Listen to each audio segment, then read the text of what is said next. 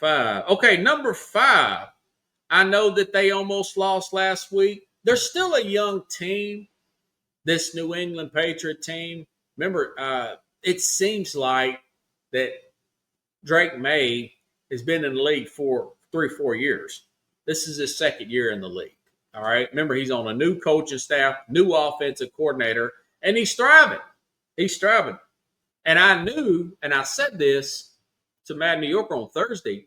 I said that Atlanta got embarrassed so bad on Sunday, the Sunday prior to Miami. I said, they're going to play hard. They might upset. That's why I put it in the 5 biggest games. It turned out to be a good game. I watch enough of these games. I've got a feel for how they're going to play out the next week. But either way, number 5, New England, 6-game winning streak, Drake May. All that being said, highest completion percentage in the NFL. Patriots, they're a very aggressive team. The defense is a different, like I had, Keith Angle on a couple weeks ago. And Keith was like, listen, they're a different team when they've got Christian Gonzalez back there at the cornerback position. Tough game, tough win. But listen, they are, I want to say they're the 2 seed right now in the AFC. And they're technically leading the AFC East. So Buffalo, another reason not to rest on your laurels. New England's made it in my top 5 in the Power 5.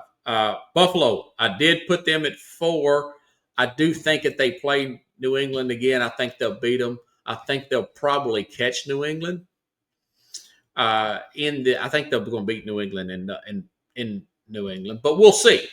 They should have added somebody, and they didn't. That really ticked me off. But either way, I got them at number 4, 2 straight wins.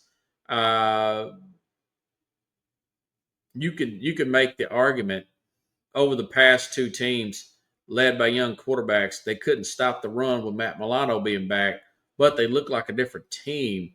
2 dominant performances. Now they've got Milano back, but how long can they keep the linebacker that has different injuries, various injuries from time to time? When are they going to get Ed Oliver back? Is he going to be up to par? I don't know. Either way, they kept Patrick Mahomes from running, kept him from throwing touchdowns.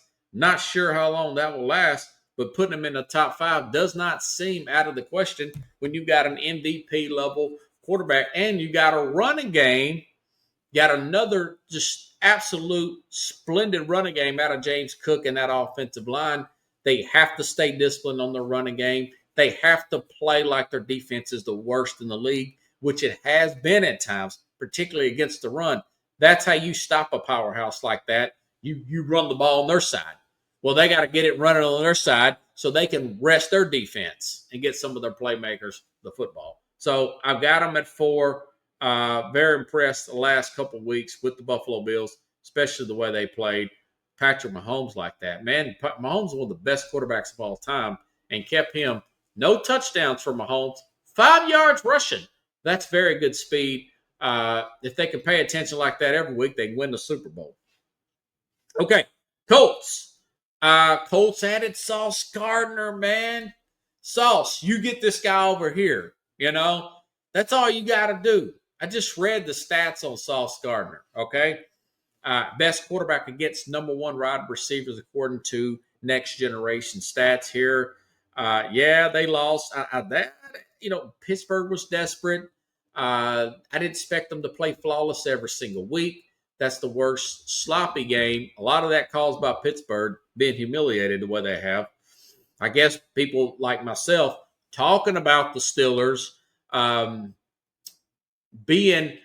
to use the silent snap count at a home game last week. I guess that really got to the players. But either way, the Colts, I still got the Colts here at number 3. They're still the number 1 seed in the AFC.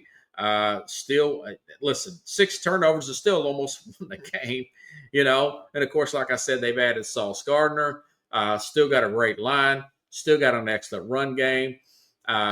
Possibly Rookie of the Year with Tyler Warren. I know that Emeka Buka's playing well. It depends on who can stay healthy the longest.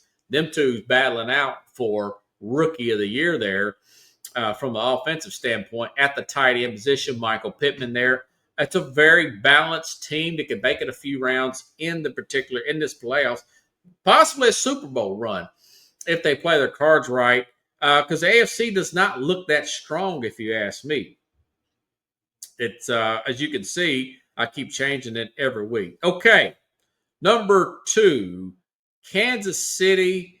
I say, well, why would you do that, right? Why? Because Kansas City was coming up on their bye week.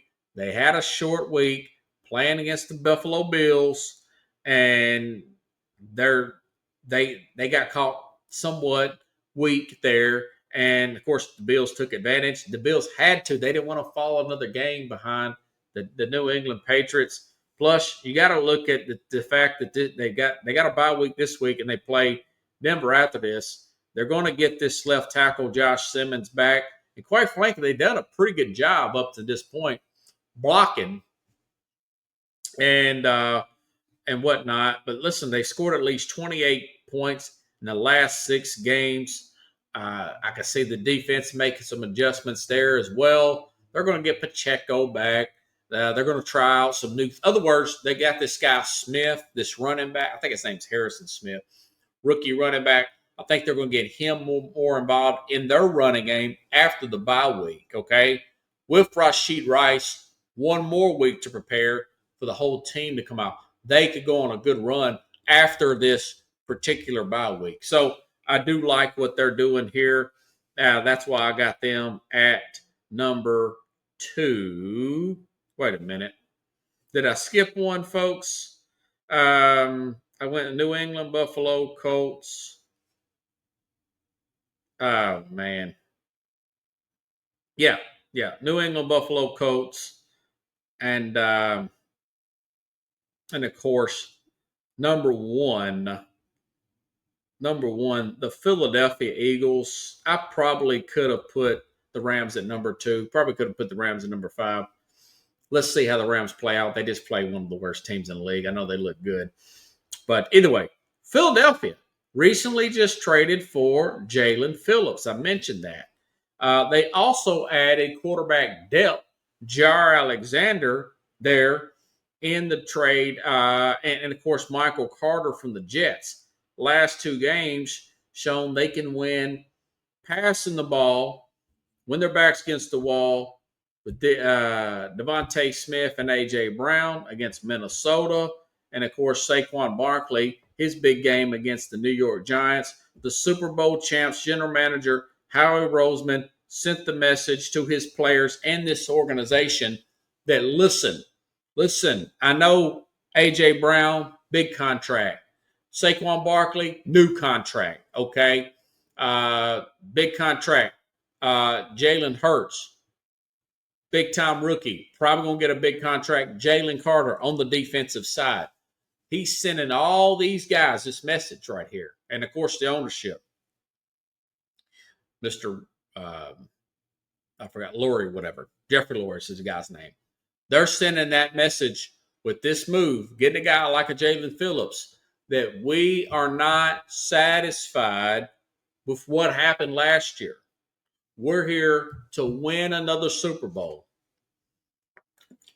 Now I'm telling you, once come, I think they play Sunday. And it's a big game with Green Bay, who was looking ahead and soft. Go figure, but very talented, can beat anybody. They're sending that message that we're here to win. Okay, we're still here to win. We're not here to look at 24. We're here to still win. That's why I got them at the number 1 team in the Power 5. I'll just